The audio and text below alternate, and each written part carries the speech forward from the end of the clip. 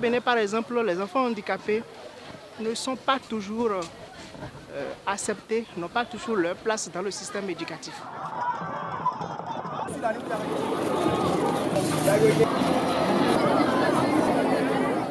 Vous savez, le système éducatif tel qu'il est conçu n'a pas intégré les spécificités liées aux déficiences des enfants handicapés. Déficiences auditives, déficiences visuelles, déficiences motrices. Le système pédagogique même en entier n'est pas fait pour accueillir ces genres d'enfants. Un enfant handicapé moteur qui doit gravir des escaliers, imaginez un peu les difficultés.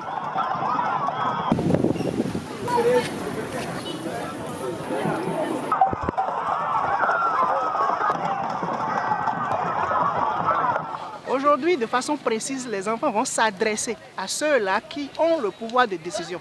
Les enfants vont tirer la sonnette d'alarme en faisant du raffut. Raffut, c'est du bruit. Les enfants vont faire du bruit à midi 00 pendant 1 minute. Et au bout de ces 60 secondes, ils vont délivrer leur message maintenant à l'autorité. C'est-à-dire attirer l'attention des décideurs sur l'éducation inclusive. Quand on parle de l'éducation inclusive, c'est-à-dire que et enfants handicapés et enfants non handicapés doivent désormais fréquenter les mêmes écoles et les mêmes établissements. C'est une école mixte, c'est-à-dire une école qui intègre à la fois les enfants qui entendent et les enfants qui n'entendent pas.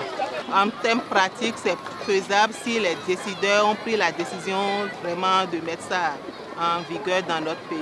À défaut d'avoir une école, quand même une classe qui accueille les enfants non handicapés et les enfants handicapés. Depuis près de 10 ans, nous déplaçons des enfants du primaire jusqu'au collège.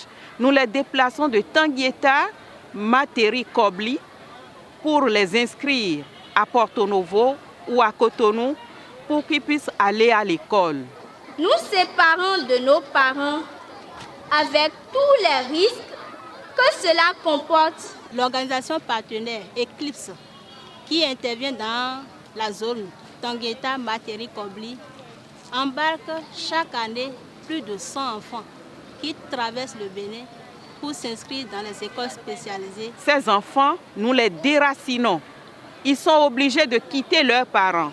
Ils sont obligés d'abandonner les habitudes alimentaires de leur milieu pour se conformer à d'autres pratiques sociologiques parce qu'ils ont besoin d'aller à l'école. Que le programme en soi puisse intégrer ces besoins liés aux déficiences des enfants handicapés. Je trouve beaucoup de difficultés pour rentrer dans la classe. Un enfant handicapé auditif ne peut pas suivre les cours dans les classes ordinaires si l'enseignant n'est pas préparé, si l'enseignant au préalable n'a pas été formé à la langue des signes. Réclamer une éducation inclusive est un droit, un des droits les plus élémentaires.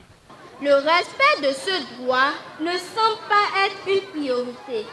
Nous avons le sentiment d'avoir été exclus des projets de développement de notre propre pays à cause de notre handicap.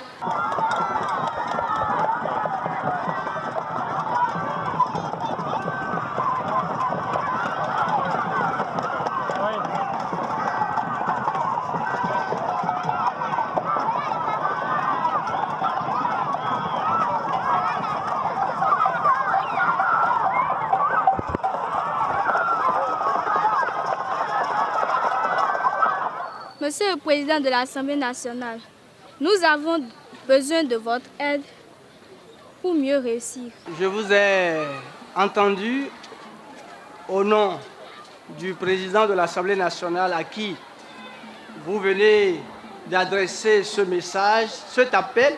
Vous avez insisté sur la nécessité qu'il y ait des écoles pour handicapés dans toutes les localités de notre pays.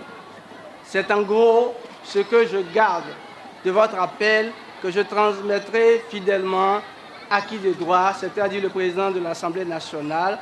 L'autorité va devoir relayer ce cri auprès des décideurs de ce pays auprès de toute personne de bonne volonté pour qu'on puisse penser aux enfants handicapés. Pour que tout le système puisse permettre aux enfants handicapés et aux enfants dits non handicapés puissent rester ensemble dans les mêmes conditions d'éducation, de formation. Faire en sorte que les enfants ne soient pas déracinés, mais bénéficient de l'éducation dans leur contexte de vie. Cela permettrait à ces enfants d'intégrer la communauté, de travailler au développement de leur communauté.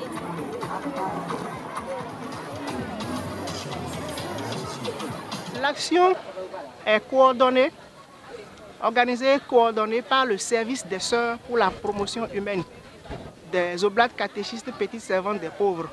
Le service des Sœurs pour la promotion humaine intervient sur l'étendue du territoire national en partenariat avec plus de 15 organisations partenaires. C'est toute une bataille qui a commencé. On n'est pas les seuls acteurs à s'impliquer dans le domaine, mais nous nous associons à tous les travaux qui ont déjà été faits préalablement, tous les efforts qui sont déployés. Cette action également est menée en collaboration avec la Direction nationale de l'enseignement catholique.